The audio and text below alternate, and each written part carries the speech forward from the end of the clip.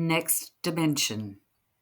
As the world continues to grapple with the economic effects of the COVID-19 pandemic, central banks are concentrating their efforts on finding the right balance of priorities as they shift into a new monetary policy dimension.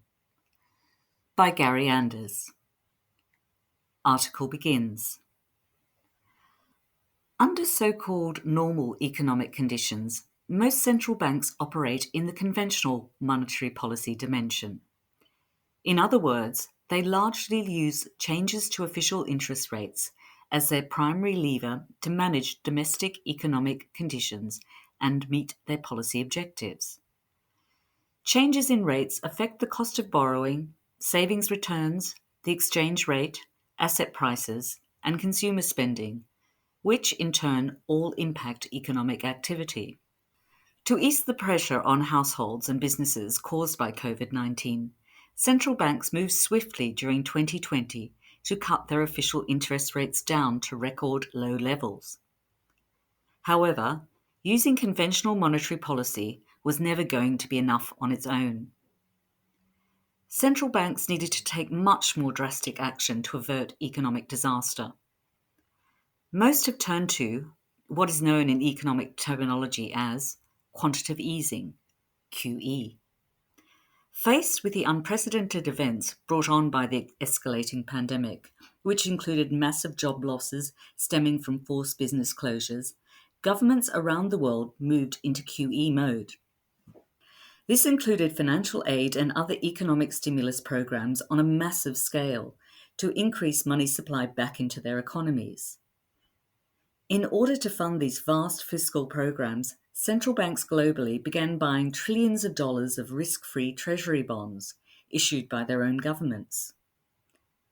These central bank bond purchase programs are still continuing in many countries, including Australia, at a rate of tens of billions of dollars a month, although they are gradually being wound back. In the meantime, new economic threats are emerging as the global economic recovery gains momentum. These are most notably in the form of rising inflation rates in advanced and emerging economies, driven by increased demand, supply shortages, and rising commodity prices. In fact, not only has the inflation genie escaped from its bottle as business and consumer spending levels have soared, now that it's out, it may be difficult to bring it back under control. These factors are advancing the prospect that central banks will start shifting their conventional monetary policy levers again by lifting official interest rates. Getting the right balance will be critical in order to avoid derailing the global economic recovery. International Monetary Fund economists Francesca Caselli and Prachi Misra said in a recent blog post, "Policymakers must walk a fine line between remaining patient in their support for the recovery and being ready to act quickly." The pair went on to add, "Even more importantly, these policymakers must establish sound monetary frameworks, including triggers for when they would reduce support for the economy to rein in unwelcome inflation. Authorities must be alert to triggers for a perfect storm of price risks that could be individually benign, but when combined, may lead to significantly more rapid increases than predicted in the IMF's forecasts."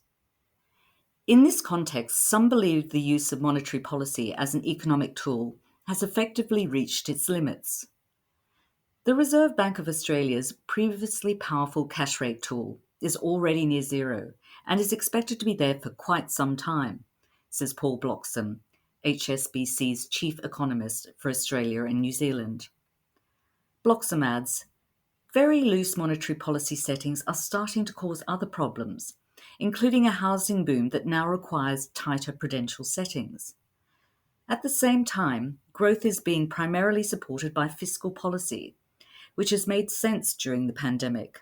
But it is also increasingly clear that more fiscal support will be needed to help the RBA achieve its inflation target." Walking the fine line between use of conventional and unconventional monetary policy measures for economic support, without going too far one way or the other, is a delicate balancing act for central banks. A global readjustment process could be looming as a result of the expansive policies central banks have needed to undertake, notes Dr. Carmelo Filito, Chief Executive of the Malaysia-based Centre for Market Education. Filito says the combination of low interest rates and fiscal monetary policies will lead to higher inflation. He says, the inflationary effects created by expansive policies will become very evident when the economy restarts, which could undermine the stability of the recovery. When inflation rises to the point of being dangerous and the government support will be withdrawn, then businesses will collapse, and with it there will be damages to connected businesses, he says. Dr. Shane Oliver, AMP Capital's chief economist and head of investment strategy, says a permanent increase to significantly higher inflation will mean lower price-to-earnings multiples for assets.